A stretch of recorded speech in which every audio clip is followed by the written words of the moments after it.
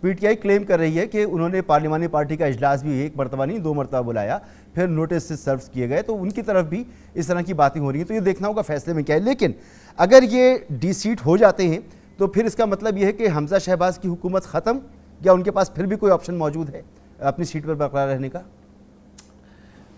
نہیں، بڑی مشکل ہو جائے گی، کیونکہ سپریم کورٹ کا آج کا یہ فیصلہ کہتا ہے کہ منحرف اراکین کا ووٹ کاؤنٹ ہی نہیں کیا جائے گا.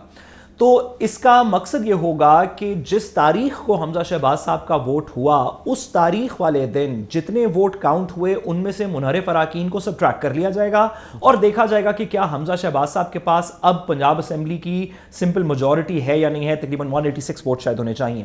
تو وہ کیونکہ نمبرز ان کے پاس پورے نہیں ہوں گے، تو الیکشن کمیشن کے پاس، یا اگر الیکشن کمیشن کوئی جانبدار رول اس کے اندر اپنائے، تو کل کو عدالت کے سامنے ایک بڑی سمپل سی پٹیشن ہوگی کہ جب یہ ووٹ کاؤنٹ ہی نہیں ہو سکتے تو حمزہ شہباز صاحب کو ڈی نوٹیفائی کیا جائے ایز چیف منسٹر پنجاب.